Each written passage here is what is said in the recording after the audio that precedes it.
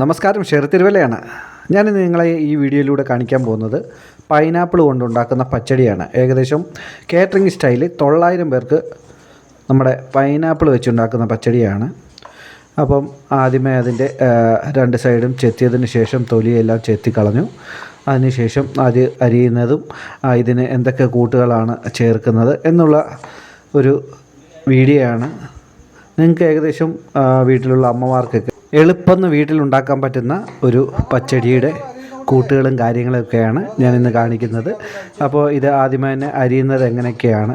അപ്പോൾ നിങ്ങൾ നോക്കൂ, എന്തിനാണ് ഇങ്ങനെയൊക്കെ അരിയുന്നത്? അത് വേറൊന്നിനുമല്ല, നമ്മൾ അരിഞ്ഞതിന് ശേഷം മിക്സിക്കകത്തിട്ട്, അതായത് മിക്സിയുടെ ജാറിൻ്റെ അകത്തിട്ട് നമ്മളൊരു ഒന്നോ രണ്ടോ പ്രാവശ്യം പെട്ടെന്നൊന്ന് അടിച്ചെടുക്കും. അതായത് ജ്യൂസ് പരുവത്തിലാകാതെ ചെറു കഷ്ണങ്ങൾ, അതായത് തരികൾ ഉള്ള രീതിയിലാണ് നമ്മൾ മിക്സിക്കകത്ത് ഇത് അടിച്ചെടുക്കുന്നത്. അതെല്ലാം ഈ വീഡിയോയ്ക്കകത്ത് ഞാൻ ചേർത്തിട്ടുണ്ട്.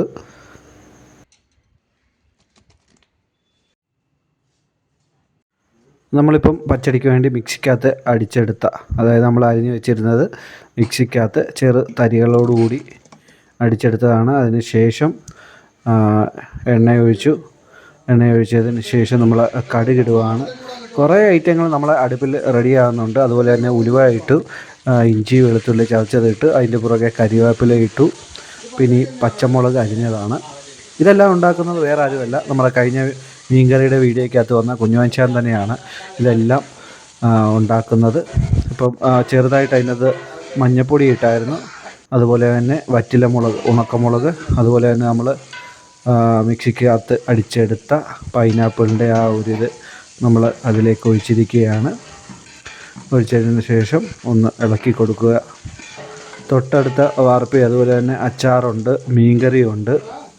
ഇപ്പം ക്യാരറ്റ് അച്ചാർ വേണ്ടി നമ്മൾ ക്യാരറ്റ് ഇട്ടിരിക്കുകയാണ്. അതുപോലെ വിനാഗിരി, തൊട്ടപ്പുറത്ത് മീൻകറിക്കുള്ള ഗ്രേവി ആയിക്കൊണ്ടിരിക്കുന്നു. അങ്ങനെ പല പല ഐറ്റങ്ങളാണ് ഇവിടെ ഈ അടുപ്പിലെല്ലാം ആയിക്കൊണ്ടിരിക്കുന്നത്.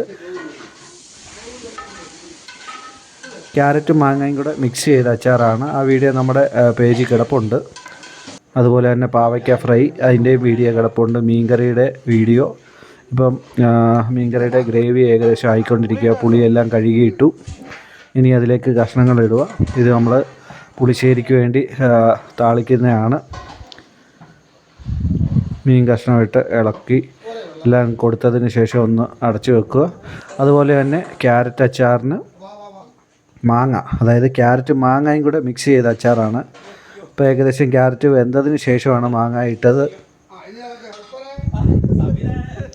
പച്ചടിയുടെ ഏകദേശം എല്ലാം ഒന്ന് റെഡിയായി വരികയാണ്.